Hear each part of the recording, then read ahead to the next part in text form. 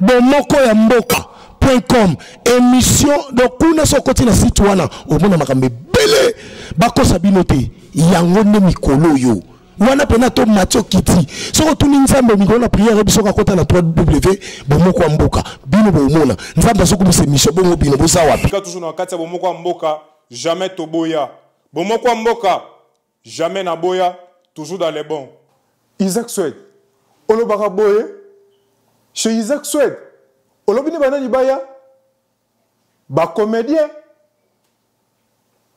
oza na histoire oza musicien oza combattant oza acteur politique ah Isaac Swed ngape na koya na Isaac Swed chez Isaac Swed jamais toboya toza toujours dans les bons chez Isaac Swed toza likolo ah Isaac Swed ozoloba bien oyo wapi Isaac Swed tokoya toujours pour teza polele pour na biso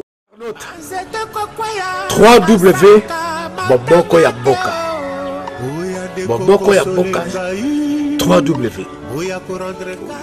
Bonjour Bandeko Nanga Nyoso, mes frères, mes sœurs congolais. Tala, restez connectés, Kozapete. Bomoko ya mboka. Babi ce moment vraiment les lots ma doko d'abandon comme nos centre bête to senga coalition to senga permission et ça grâce à Patrick Momo digital. Siko mboka na mboka ya ba kontinango awa siko digital ya solo Patrick Momo ha regarde ma solo ma solo ba image oya ni bolu comme na Patrick Momo awa makamto za kitoko kitoko lilo babi bye bye ana people pona site oyo bomoko ya mboka nazangi maloba oloba mais nazo senti na motema nanga eza site moko oyo kende musika yango na pamboli visionnaire nango pe na pamboli ba collaborateur nyonso nzamba pesa bino ba makoki place obozai ko suka nzamba mema bino likolo nzamba mema bino vraiment likolo nzamba baksela bino ya mingi ngalo kwa prophète na pamboli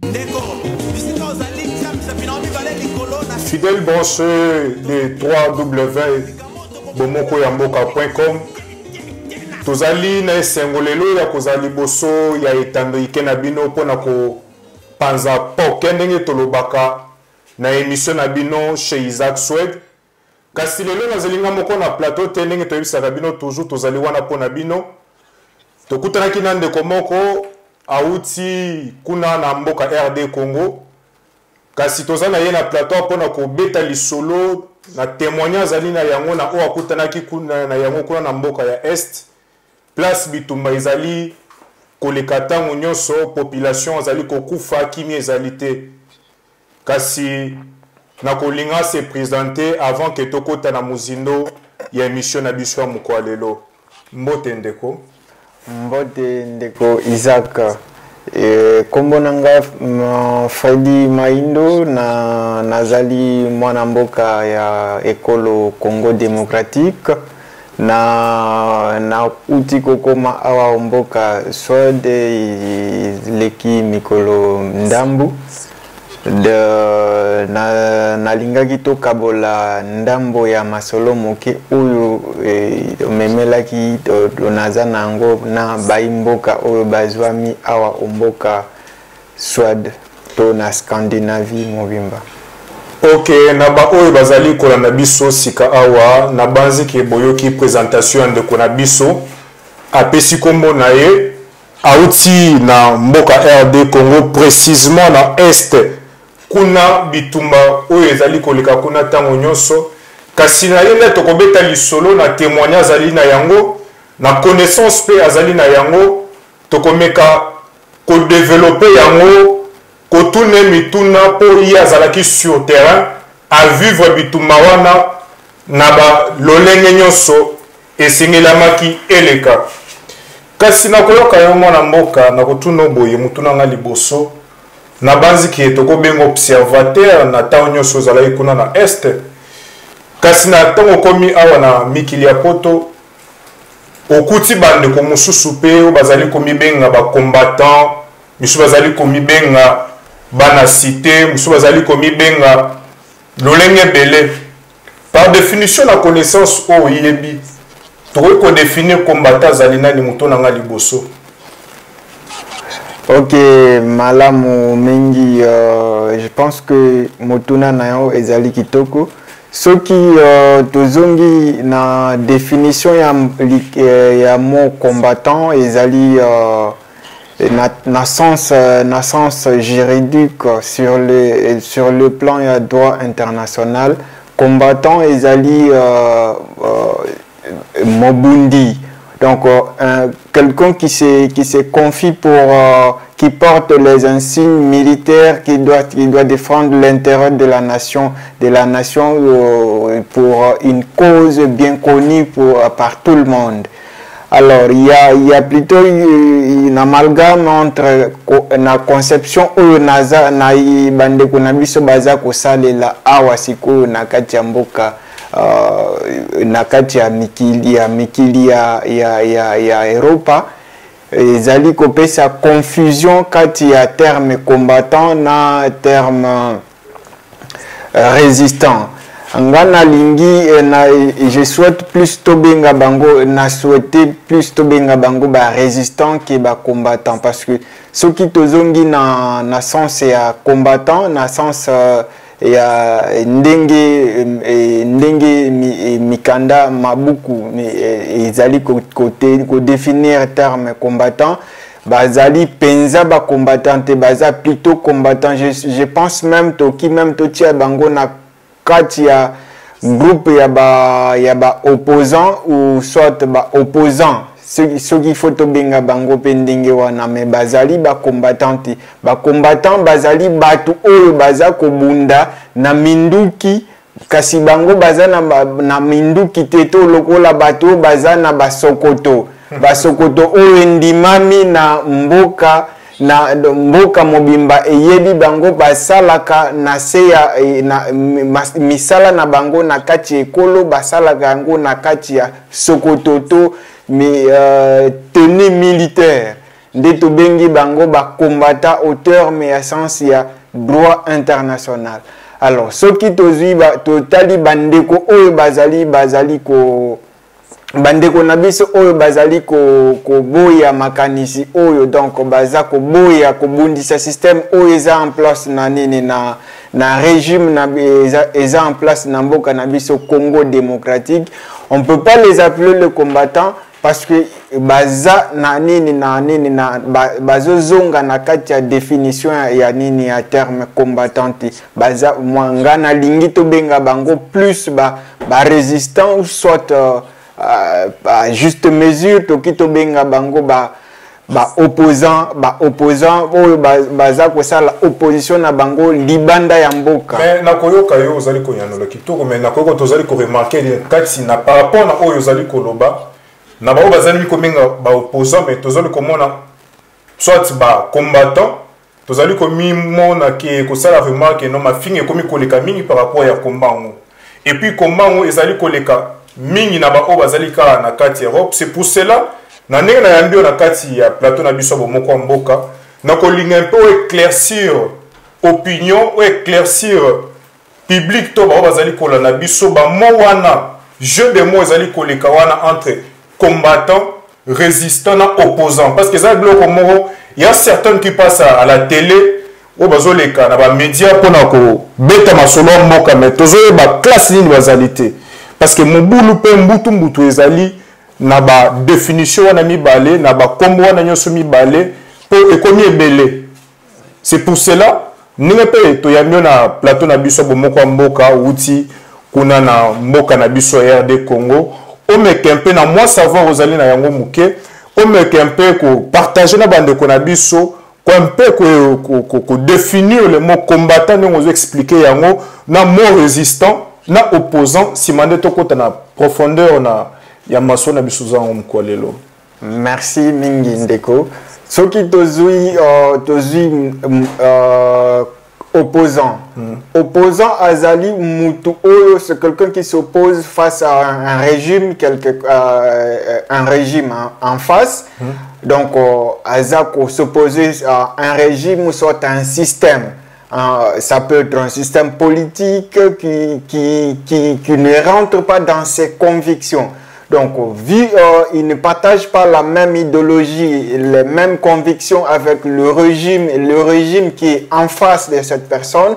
Donc, Mutuwana azana makoki azana ndingisa mibeko ezako pesa autorisation yako boya. Donc, le fait yako boya de manière pacifique yango to bengi opposition. Alors, okoki ko boya batu mususu ezana bamsusu baboya kayango olie baboya de manière pacifique ou to bengaka opposition politique ou soit opposition parlementaire wana ezana kati ya tomo soki na lobby parlementaire nazomona opposition o ezo salema na kati ya parlement précisément tozana côté ya majorité. Donc bateau baza pour gouvernement baza ko ça la pona gouvernement baza ko défendre baza ko soutenir idéologie donc système au gouvernement politique ya gouvernement en place na opposant to tche bango côté bateau oyo boyi baza ko ndimate sepeli na système o eza en place te ndenge nini gouvernement ezako konza ndenge nini gouvernement ezako mema ezako sala misala na kati ya mboka bango bazawana pona kuboya des fois opposition ezaka kate kuboya ezape kopesa likanisi oboyi pona nini opesi likanisi naonga na boyi eloko boyi pona raison motif boyi na boyi yango na moni neti ngai osali proposition na yo lobi neti na boyi likanisi wana ezali malamu te pona ko meka ko bongisa yango il faut to meka to sala boyi opesi proposition wana ezali opposant. Alors combattant, il faut que l'ongolaye na contexte ya opposition ou sorte na contexte ya résistant. Combattant azali moto oyo nege na utai kolobela awa azali moto oyo azako bunda na azako salela l'état na kati ya Sokoto.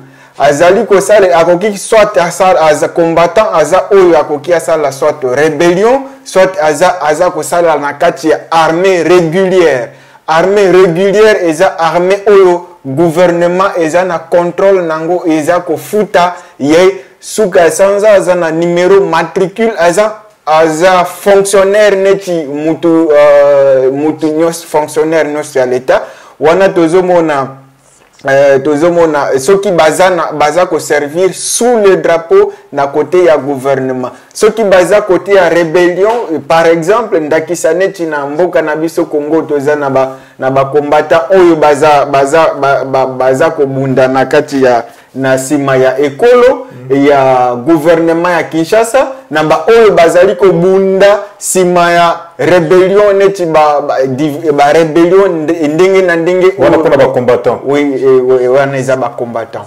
oyo elekari na kati ya mboka na biso RD Congo tomonaki ba M23 ba bitumba ya LRA ba FDLR ba Mbororo ba situation ya ba combattant ezali ebele donc baza ko sala baza ko s'opposer na régime en place kasi bango bazui mandoki po ya ko bundisa po ya ko mekolongola pouvoir oyo ezali en place na nzela ya mandoki abango pe babundeli wana oyo baza ko simba mandoki na front to bengi bango ba combattant.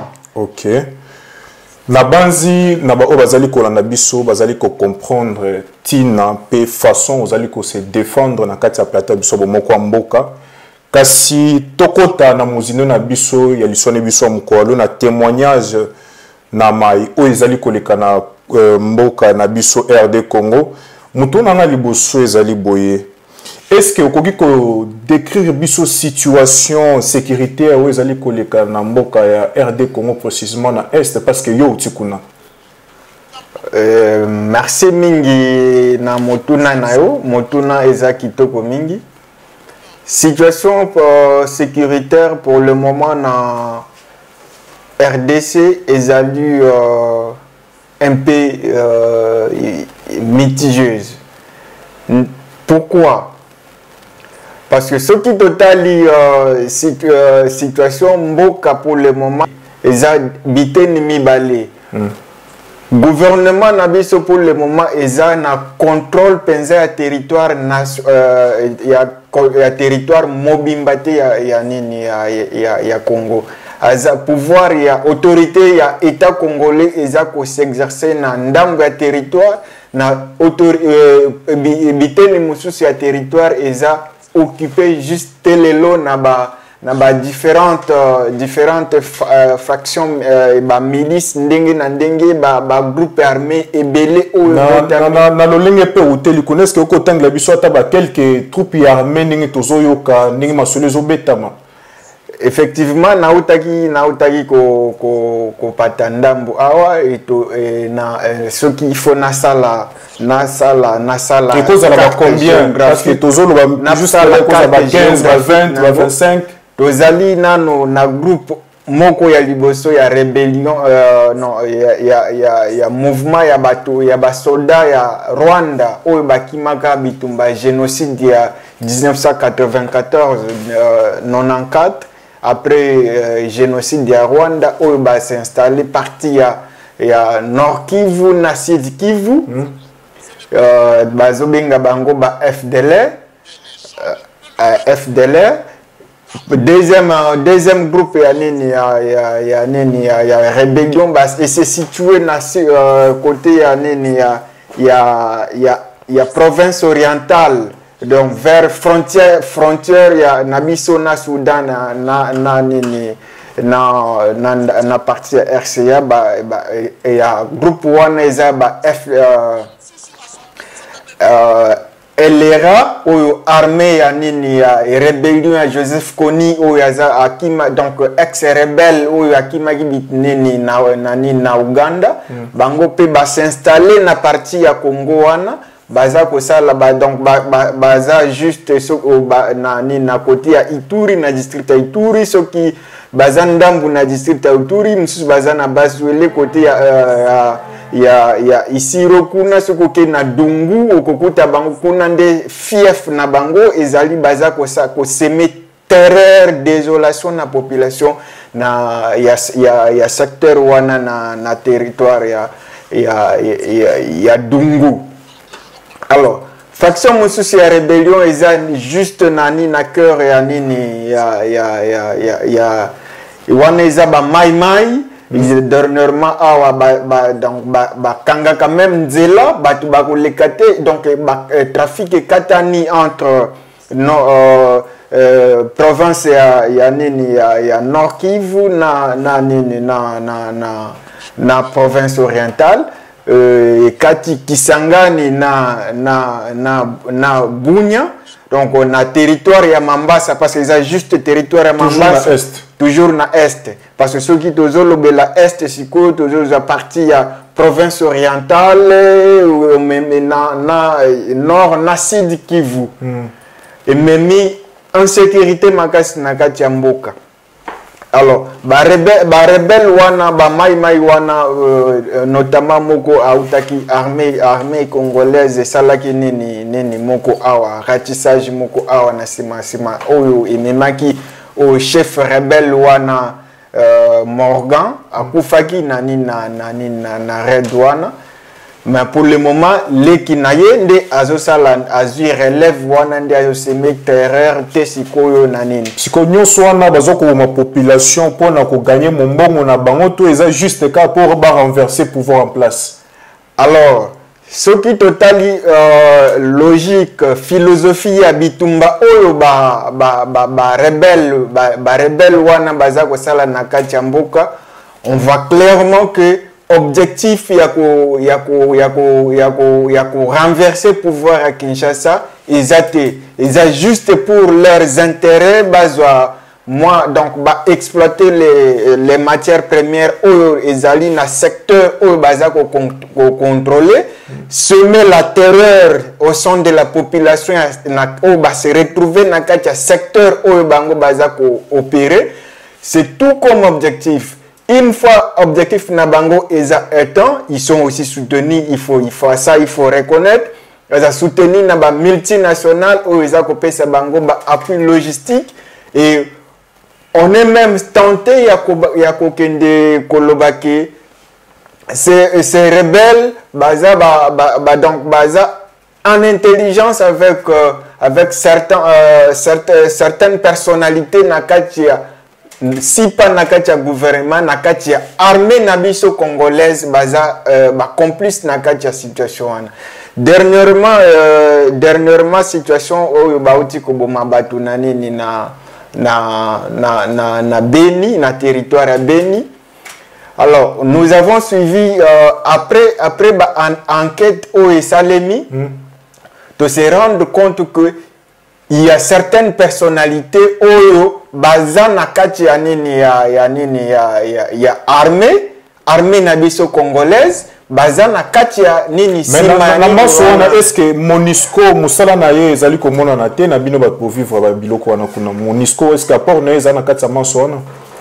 Bon, en tout cas pour le moment Monisco ereyaki na Congo ezalaki na mandat ya nini ya observation. Avec évolution, dégradation de la situation sur terrain, pour le moment, Monisco est comme échanger objectif na bango, mission na bango, comme na mandat ya maintien ya paix na mboka Congo.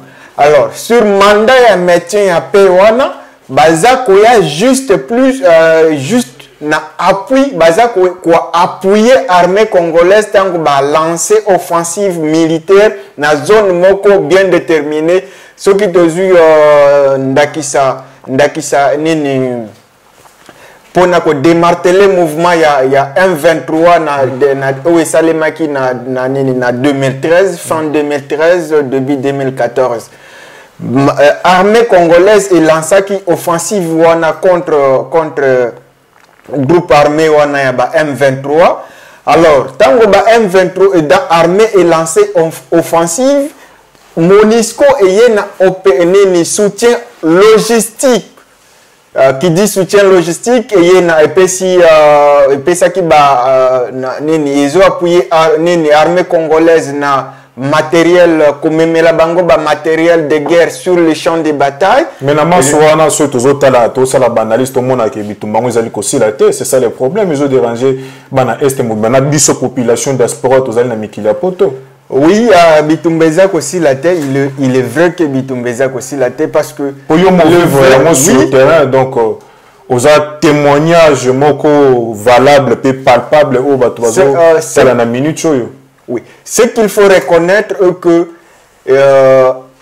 Monisco est armée internationale et qu'on quitte et se substituer na place ya musala ou armée congolaise il faut ça là Monisco et Kindeko sala yango na isika en lieu et place ya armée congolaise. Le vrai problème est que armée congolaise pour le moment est vraiment na nini. Donc, ils ont un objectif. L'armée congolaise est utilisée. Ouais, allô? Ouais. Armée congolaise, pour le moment, on ne peut pas dire que est professionnel, mais vu le résultat, il y a armée Nabiso sur le terrain, ils ont reflété que ce n'est pas vraiment une armée professionnelle qui est ça la Bitumba, Yango Mokope est remporté. Raison pour laquelle, pour des moindres choses, il faut appuyer à Monisco et Zoya toujours. D'abord, on doit commencer par recycler l'armée congolaise, faire le brassage. Le vrai problème dans l'armée Nabiso pour le moment, c'est le fait que anciens seigneurs de guerre, différentes rébellions, après la négociation, différents accords et salimaki entre belligérants. Donc, sans que rien ne se fasse, comme en termes de brassage, recyclage, je peux le dire comme ça, permettez-moi. bazui bango bapesi bango ba fonction minene na kati ya armée. Donc mutu na mutu atikali na tendance ya esika o ya utelaki ngana zalaki militaire ya RCD, ngana zalaki militaire ya MLC, ngana zalaki militaire ya gouvernement, ngana zalaki militaire ya RCD Goma. Il y a des gens qui ont kati ya pouvoir pe bazali pe na ba groupe ya armée mususu kuna pe bazali ko boma population. Est-ce que okoki kotangela biso pe ba troupe to ba groupe ya armée ou ezali ko boma pe population mais baza en collaboration na gouvernement en place? Ce qui totali nene tozi nazui ndakisa ya nene ya mouvement ya ba mai oyo eza coopérer na nene na territoire ya Mambasa. Donc baza coopérer au vu et au su de tout le monde. Mutuno so aza komona et puis ce qu'on n'arrive pas à comprendre avant ba opérer ba tindaka message. Batindaka message pour prévenir que tozoya ko boma batu, tozoya ko sala carnage na biso tel jour. Et puis mukolowana effectivement bayaka. Le jour où ils promettent que nous viendrons faire notre carnage au sein de la population, ils arrivent effectivement les jours où ils ont promis. C'est que les gens, ce qu'on ne comprend pas trop, après avoir été avertis, après avoir été prévenue, armée, quelles sont les dispositions qu'elle doit prendre pour prévenir à ce que cela arrive. Mais dommage. Et ça, le manque. Et en plus, ce qui est encore plus grave, et après intervention armée, il y a toujours en retard, après que une action a déjà, et il y a que ça, les mains, alors que Ezala qui déjà prévenu. Mais bango bayaka toujours nasima. Donc on peut complicité à pouvoir en place et de manière tacite on peut dire que armée congolaise eza na même mise eza na part de responsabilité nango na ba situation où eza ko salema awa nanini. Il y a même situation il y a délocalisation, il y a quelques rebelles, il y a FDLR Bautaki qui s'est désarmé volontairement pour Batika Mandoki, Bakota na gouvernement ya Kinshasa pour Basala Bazonga na Mboka Rwanda. On n'a jamais compris. Et jusqu'aujourd'hui, on a proposé au gouvernement, parce que le plan au gouvernement na biso congolais et salaki balongo la bango na est kuna na nord Kivu na Goma batinda bango na Kisangani, après Kisangani bakende Mbandaka, après Mbandaka bakende na nini bazongisa bango na Rwanda. Nous avons dit que non, cette proposition on ne la comprend pas. Comment vous avez fait avec cette proposition? Vous avez conçu cette proposition. Il faudrait plutôt, moi, Rwanda et Goma, c'est à un pas. Comment imaginer bolongo la batu de Rwanda de Goma plutôt à Kisangani, de Kisangani à Mbandaka pour les ramener au Rwanda. Mais il y a des gens qui n'habitent pas dans les réfugiés na Rwanda. Est-ce que na Rwanda on peut bazali na kimia kuna? Oui, dans tout le cas, il y a malgré Bitumba ezako lekana, donc nos confrères, nos compatriotes congolais bakatsaka na Rwanda. Même moi j'y étais dernièrement au Rwanda. C'était au mois d'avril. Il y a au mois d'avril au mois de juin 2014. Il y a des frères, il y a des confrères, il y a des compatriotes congolais qui vivent, qui mènent leur vie depuis que la rébellion Babitumbawana. Est-ce que vie sociale il y a bande ko azali ko vivre na est ezali bien, mais kuna parce que tozali ko yoka na ndenge pe totangi na ba classe ba minéré, donc eza quoi moko ya mboka ezali vraiment riche, mais population ezali toujours ko souffrir, bazali ko boma ni nezali ko leka bino bato azali ko utakuna. Alors, il est vrai que sur les plans social, les gens souffrent vraiment donc na partie à Est Mobimba sur le plan social. Les gens ne sont pas libres. Moutaza libre, je relate la situation que moi-même j'ai vécu et j'ai été aussi victime. Batu baza kobika atrocité moko oyo on ne peut pas imaginer. Peut-être ceux qui baza kotie la yo lisolo nde okomona donc okozolango ndengiona, mais c'est horrible de vivre ça, horrible de voir. Alors, situation est sur le plan social. D'abord, il faut imaginer que pendant la guerre, la vie n'est pas normale. C'est une situation anormale. Alors, comment les gens vivent pendant la période de la guerre? D'abord, il y a une transaction entre Rwanda, d'abord sur le plan sécuritaire. Rwanda est vraiment un monopole sur la partie Est, surtout à Goma.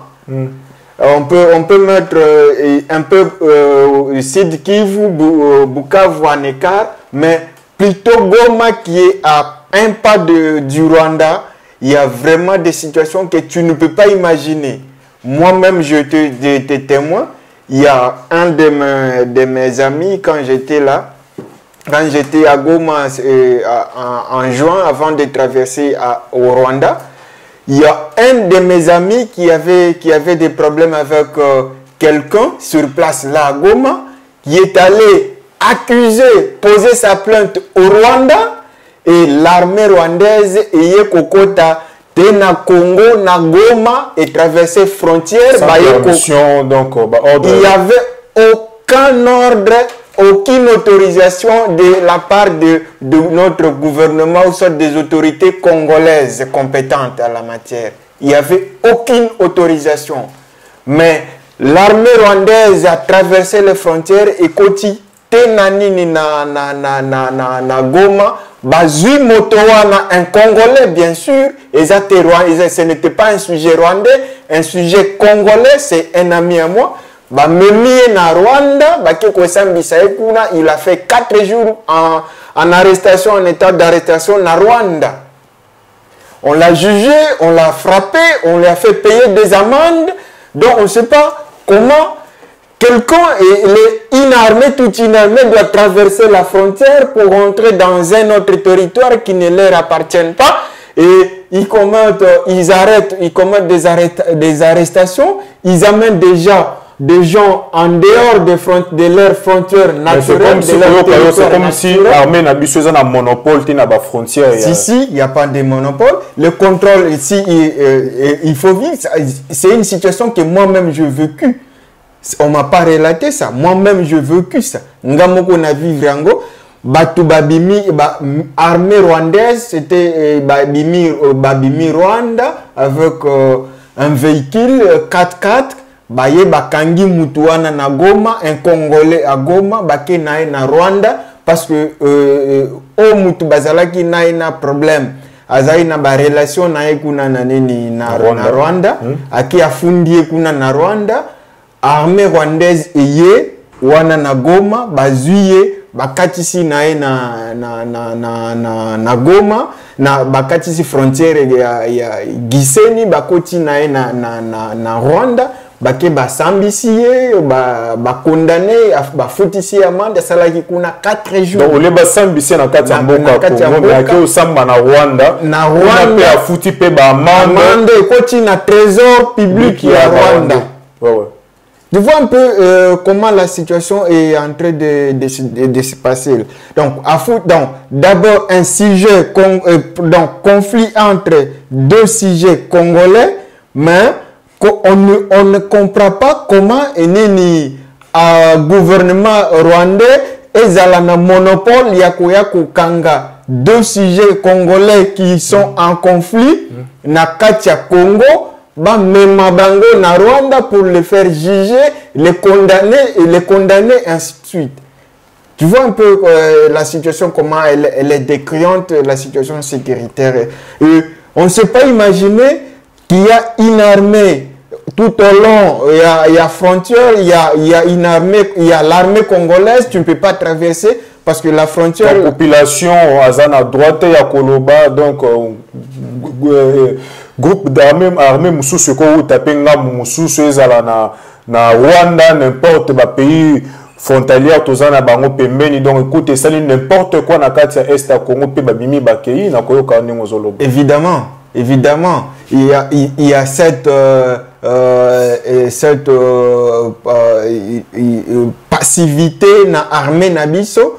Il y a, je ne sais pas s'il faut appeler ça une passivité ou une naïveté, parce que vu la situation, il est d'abord inconcevable pour traverser une frontière, quelle que soit la qualité dont vous devez d'abord présenter votre identité, les visas, et à juste mesure, parce que là à l'est, dans cette zone, la zone est RDC, on utilise plutôt on appelle ça, ils appellent les jetons. Tu arrives à la frontière, on te donne un jeton pour traverser la frontière rwandaise. C'est ce que les gens font plus à Goma. Ils n'ont pas besoin de visa. Et si tu arrives à Goma, à la frontière, là, sur place même, à la frontière entre Rwanda et Congo, on te donne un jeton qui te donne l'autorisation de traverser les frontières. Et le jeton en question est valable pendant combien de jours?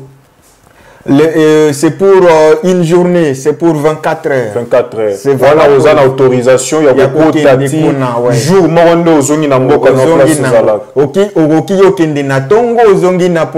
si tu veux rester là-bas pour un peu longtemps, tu dois aviser l'administration, la DGM, qui Nazo Kende pour autant, ils ont un autre titre qui dérive là-bas pour Okende Osala autant de jours. Et tant que il faut se présenter à l'administration rwandaise pour Bisabango. Je suis venu ici pour autant de jours, je dois faire ceci, je dois faire cela. Mais Naka jeton, tu peux seulement entrer et tu n'as pas besoin de parce que il y a des gens qui partent pour les affaires parce que les échanges beaucoup et ça les maca.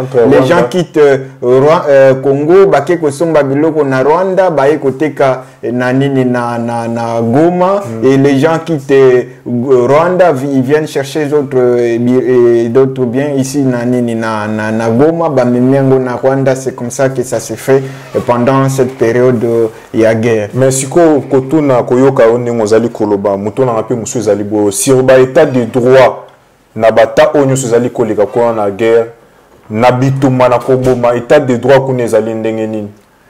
Vraiment, il est évident que pendant la période de la guerre, il y a donc on peut dire que la guerre, c'est tout sauf rien. Bien qu'il existe un droit de la guerre, et ce droit de la guerre n'est pas... Bon, ce n'est pas dire que... Je ne veux pas dire qu'il y a les droits qui autorisent de faire la guerre, mais les droits qui s'appliquent pendant que la guerre est en train de se dérouler dans un milieu, dans un secteur, dans un contrée. Alors, tant que dans la situation de guerre, vraiment, il y a des atrocités, des violations graves, il y a droit de l'homme, tu ne peux pas avoir l'idée. Tu ne peux pas avoir l'idée, c'est amer à voir. Alors, sur le plan, il y a droit de l'homme, la situation, moi, je dirais que elle est vraiment chaotique. Il y a des exactions qui sont faites, des exécutions extrajudiciaires, il y a des viols et il y a des destructions de certains sites à vocation civile qui constituent même qui tombent même dans le coup des infractions qui sont imprescriptibles et relevant de la compétence de la CPI. Je peux vous évoquer la dernière guerre que Morgan était en train de faire, le défunt Morgan parce qu'il est déjà mort, c'est plutôt son frère qui règne maintenant pour le moment. Et pendant cette guerre, Morgan a détruit la réserve d'Okapi dans le territoire de Mambasa, la réserve de poules, qui constitue un patrimoine, c'est un bien qui constitue un patrimoine de l'humanité qui est protégé par l'UNESCO. Mais Morgan a détruit tous les Okapi qui étaient dans cette réserve de poules jusqu'aujourd'hui. On est en train de, il y a eu un financement de certains partenaires de la RDC. Ils ont financé le CCN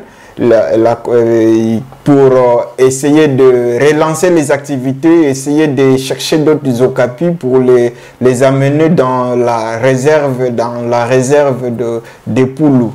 Non seulement ça, il y a aussi d'autres violations graves des droits de l'homme. Le viol qui est utilisé comme une arme de guerre à l'Est. Moi, quand j'ai mené une enquête là-bas, c'était vers... je menais une enquête, j'avais même publié ça, c'était vers 2012. J'ai eu des témoignages qui te fait couler les larmes. Il y a des mamans qui te disent que nous sommes violés nos bourreaux pensent que les matières premières se trouvent dans nos sexes. Ah bon? Si, c'est vraiment horrible. Donc ça te fait pleurer. Ça te fait pleurer quand tu entends des déclarations pareilles et tu vois, et ils ne tiennent pas compte des catégories d'âge. Que tu sois jeune, que tu sois vieux, que tu sois enfant. Si tu tombes dans leur filet, tu subis le même traitement que tout le monde, qu'un vieux ou un et na kobomanyo soana batouana nyoso baza jugé te baza interpellé te na baristation songolo paka. Oh vraiment c'est ce que je venais dire, je disais tantôt. Ce sont ces mêmes gens qui commettent ces crimes, ces mêmes gens qui commettent ces atrocités, ils sont repris par le gouvernement, intégrés dans l'armée, et quand ils sont rentrés dans l'armée, ils sont protégés, il n'y a aucune poursuite qui est lancée contre eux. Et nous avons relevé même un répertoire des gens, de ces violeurs, de ces criminels qui tombent en Ituri. En Ituri, par exemple, nous avons une liste de gens qui auteurs de certains crimes crimes internationaux. Nous avons la liste de tous ces gens-là. On a présenté la liste à la MONUSCO après avoir mené une étude parce que j'avais oublié même de vous dire ça à l'introduction parce que j'étais si bref. Je suis aussi activiste des droits de l'homme. Je travaille dans une ONG appelée SIM Congo en Image à Kisangani. Et je œuvrais là pendant un bon moment. Et nous avons des rapports, nous avons des situations qui nous rendent malades quand vous trouvez les témoignages de gens, quand vous avez les gens qui vous témoignent les atrocités qu'ils vivent. Ça vous fait pleurer. J'ai vu, une fois quand on était parti à Dungu, nous avons trouvé des gens dont on a enlevé les lèvres, on a coupé les lèvres. Il ne reste que... à l'est. Si, à l'est. Et c'est dans la province orientale. Parce que tout ce que vous avez peut-être négo na est afandaki précisément ni place ni pour mitu négo za lebele pour talaka kabato lebele bazola na biso. Oui, na zalaki précisément na province orientale. Et donc, j'ai encore mon adresse là, dans la province orientale, la ville de Kisangani. J'ai travaillé beaucoup dans les secteurs de l'Est. Je me suis concentré dans les secteurs Est. je travaillais dans Nord Kivu, Sud Kivu et toute la province orientale. Et des fois, j'ai dépassé même jusque dans la province de Maniema. J'ai été là, j'ai connu un peu la situation, comment elle est chaotique. Et il y a des graves violations des droits de l'homme. Il y a des villages qui ont été incendiés. Des villages incendiés dans le territoire de Mambasa. Il y a dans le secteur d'Opienge. Il y a des villages qui ont été incendiés par un certain Maïmaï qu'on appelle Bukuyu. Aujourd'hui, il y a Bukuyu, il y a Michigan, il avait même Michigan, il avait été arrêté à Bafasende, dans le territoire de Bafasende. On l'a amené à Kisangani, il est reparti, il est rentré dans la brousse. Donc il y a un crime contre la population. Il tue, il pille. Il pille les matières premières, il exploite les matières premières dans le secteur où il a le contrôle. Il exporte de sa manière, il vend pour s'approvisionner. Alors la question dont on s'est toujours posé, comment ces gens-là doivent s'approvisionner dans un rayon où ils sont encerclés par l'armée congolaise. Donc c'est là où on est en train de dire que l'armée congolaise ou certaines autorités congolaises sont en intelligence avec ces groupes armés qui utilisent ces groupes armés comme étant une milice pour se trouver des justifications, pour justifier passez-moi le terme, leur incompétence, pour dire que si nous ne parvenons pas à réaliser certaines actions sur le plan social, à stabiliser l'aspect social de la population congolaise, c'est parce que nous devons d'abord nous occuper de la situation sécuritaire qui est préoccupante pour le moment, au détriment du social qui est méprisé, qui est abandonné. Alors que il n'y a pas en priorité un peuple affamé n'a point d'oreille. Et un peuple qui n'a pas d'information, c'est un peuple qui est appelé à disparaître. Alors, il est vraiment désolant que nous connaissions cette situation dans notre pays. Il y a la campagne de la sensibilisation, c'est là même que je vais aussi lancer un défi par rapport à ce qu'on appelle au Congo, ce que nous appelons au Congo opposants. Ils ne jouent vraiment pas leur rôle. Mais ceux qui ont allé bon un peu moins soukali na monoko na place on a yo allé koroba été na ba opposant nyo surtout bazali na kati ya mboka Congo mon côté azali compétent pour na ko renverser pe ba situation musu na kati ya mboka. Bon, Naza Kolobate qui il y a des compétences. Naza Kolobate qui est incompétent. Je suis en Nazo Loba plus que Baza ko jouait vraiment rôle na bangote en tant qu'opposant partisan d'un parti politique. Parce que ceux qui ont une mission et un parti politique, ils allaient former, sensibiliser la population. Ce qui n'est pas le cas avec nos opposants. Même si Totali Makamboisa koleka na mboka na beso. Si la plupart des actions des opposants au pays échouent, c'est parce que ils ne savent pas jouer réellement leur rôle, ne savent pas bien jouer la carte. Ils attendent les moments propices pour s'improviser.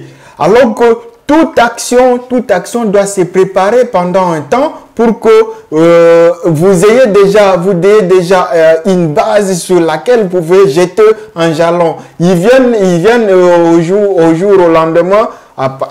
on les voit souvent pendant la veille des élections, comme pour le moment à Kinshasa, c'est vraiment, au Congo, c'est vraiment compliqué. Tout le monde, il sort de là où il était. Moi, je suis opposant, je suis tel ceci, je suis ceci. Kasi nakato malobate tokozonga na mutuna ona utotuna kasi tozonga na maoyo ezali koleka kuna na est po yonde muto uti kuna kasi impact nini guerre ezali ko ramener sur le plan économique. Vraiment, sur le plan économique, je crois naza na bandai koloba pour le moment. Parce que ceux qui ont mon patrimoine, ceux qui n'atika la nani na kaya ya nini ya réserve ya épulu ce qui était détruit par les Okapi qui ont été tués par le Maïmaï de Morgan, un certain monsieur qu'on appelait Morgan. Alors, sur le plan économique, ça a un impact. Quel est cet impact? Ici, l'UNESCO est en train de gérer cette réserve. Il y a des revenus qui rentrent dans les caisses du gouvernement congolais. L'UNESCO, et non seulement l'UNESCO doit payer certaines redevances à l'État congolais, et les touristes qui vont venir au Congo voir certains sites touristiques parce qu'il faut qu'on se les dise.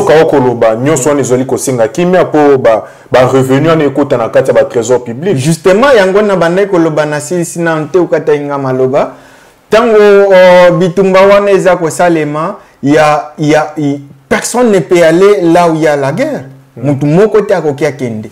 Alors que seulement, ici, il faut voir le nombre de sites touristiques où Ezanani na Est, il y a RDC.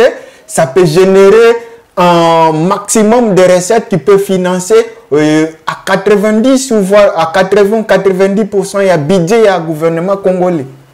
Si il faut entretenir tous ces sites touristiques, je vois le parc des Maïko, je vois le parc de Virunga, il y a les volcans, les volcans de Niragongo, il y a plein de sites.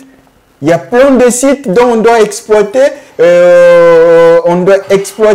et mettre à la disposition. Il y a aussi il y a des sites au niveau de Wanyarukula. Pour le moment, on est en train de créer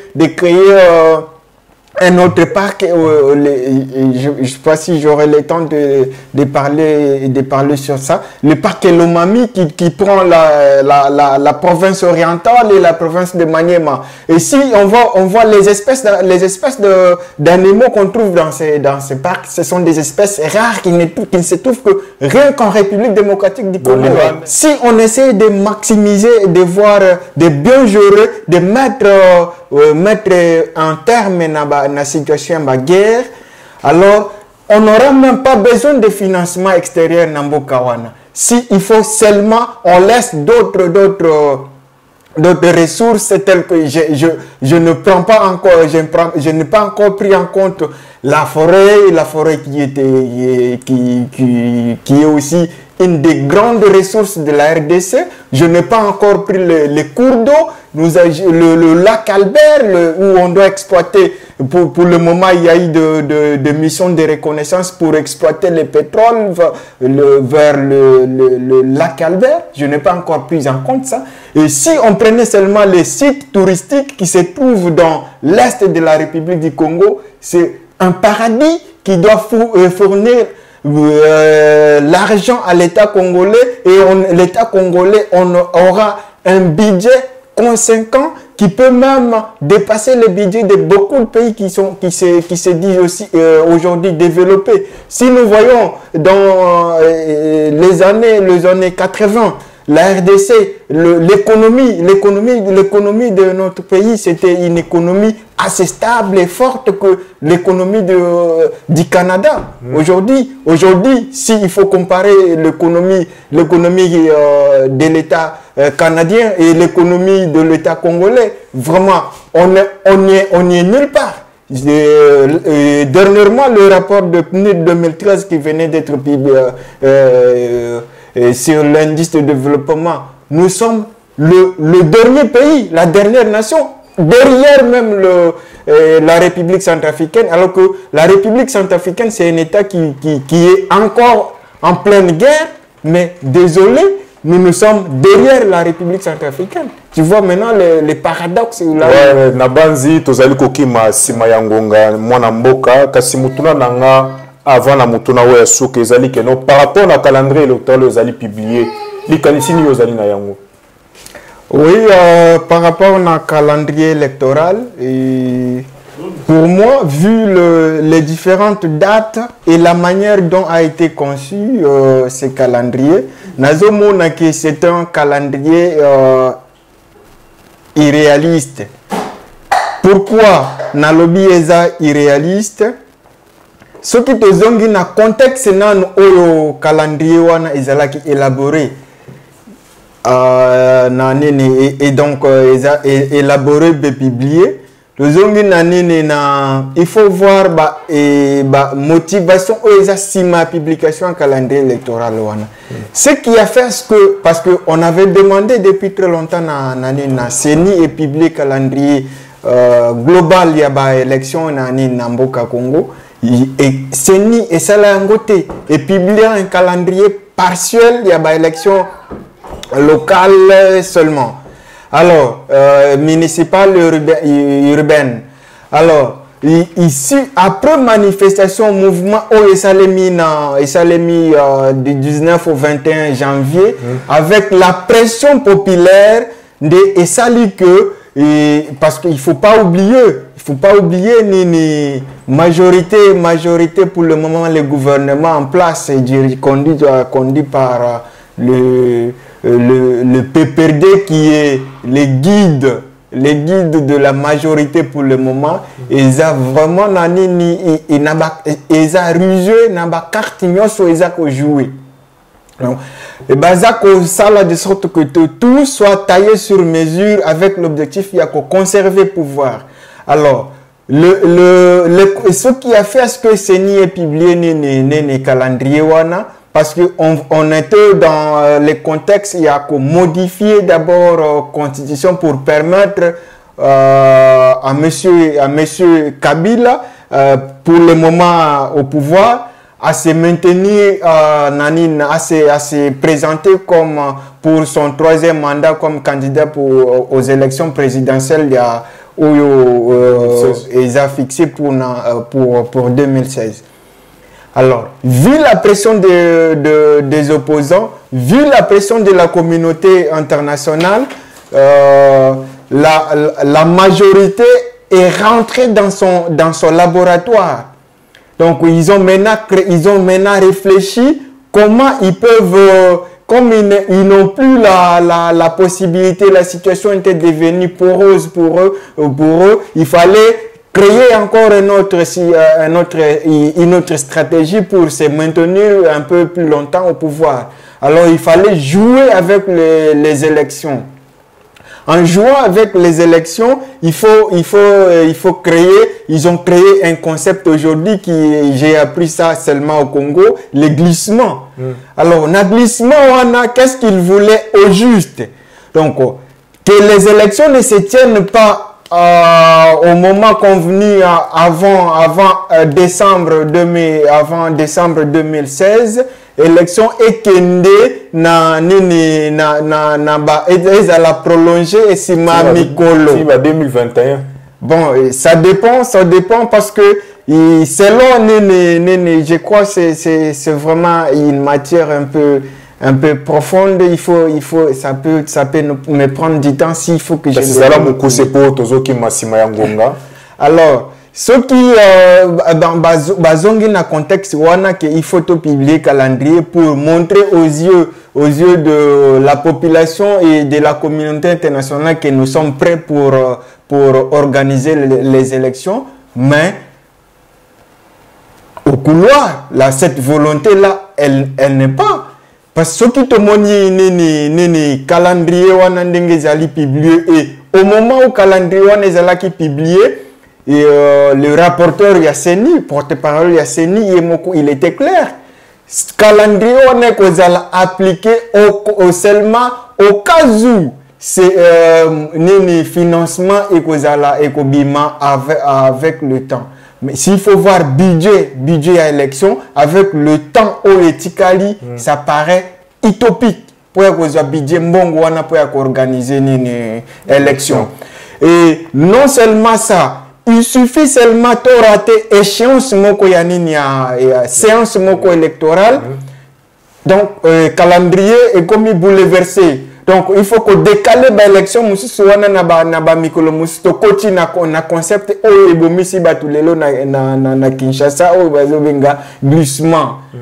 Donc majorité za ko jouer na ba nini na ba donc na ba jeunes de sorte que aujourd'hui ils peuvent dire que non de publier ni calendrier électoral maintenant c'est à nous biso tozana mbongo te tozoze la communauté internationale. Oui, la mec il faut savoir aussi la mec qui donne c'est la mec qui dirige. Na katoma lo batem mais photo tika bandeko bazali ko na biso na mwa ya sukali na monoko po na yebi ne pe na banzi kezali mbala sukate ya koleka na émission na biso chez Isaac Sweat kasi remède nini pona un Congo meilleur likanisini niyo koki kopesa na maso zali koleka na mboka Congo ideli niyo koki ozala na yango na ezali koleka kuna.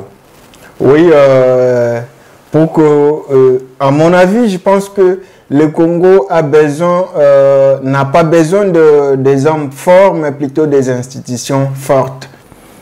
Et là on na lingi na loba soki lelo to lingi ke mboka na biso Congo ezonga atombwa o ezalaki nango ngonga wana mena olinga message wana ndenge uti na mopanzi kuna este bandeko bazali kweka Swahili soki kuko panzela bango poke na Swahili ekosala bango bien makasi. Oui wandugu wote wa Kongo na nupenda sana mimi niko mtoto wenu nitarudi kule kwetu na nalifika hapa juu ya mapumziko kidogo nitarudi. Alors kuko bahati ilinipatishia nipite mbele ya microphone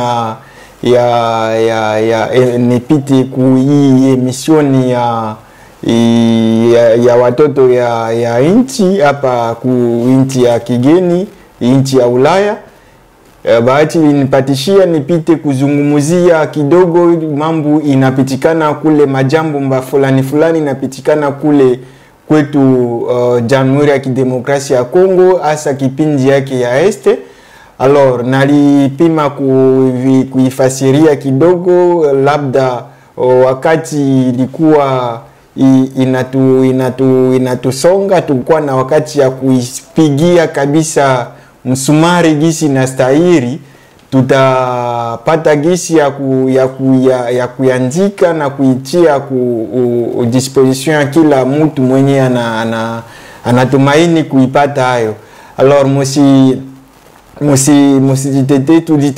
tuitetezea sana kwa ajili ya mambo ya mauaji maubakaji inafanikana kule inchi yetu ya kipande ya est, maubakaji mauaji mavita ya kila aina inaleta magumu mbalimbali mauaji kukosa kazi, kukosa mambo ya kadhalika, ya afya, ya masomo, watoto hawawezi soma wakati tuko na mavita inatusonga kati ya mwingine. Wakati tuko na vita mambo fulani kadhalika inatusonga kati ya mwingine. Ndio leo tunaalika raia yetu yote ya Kongo, ya Jamhuri ya Kidemokrasia ya Kongo, tunaita gouvernement yetu ya Jamhuri ya Kidemokrasia ya Kongo isimame iangalie isikie kilio ya wakaji wake ili watege mkono wasimame na wende mbele kwani Kongo yetu hakuna mtu mwingine mwenye anaweza kia kulitengenezea ijapokuwa sisi peke yetu.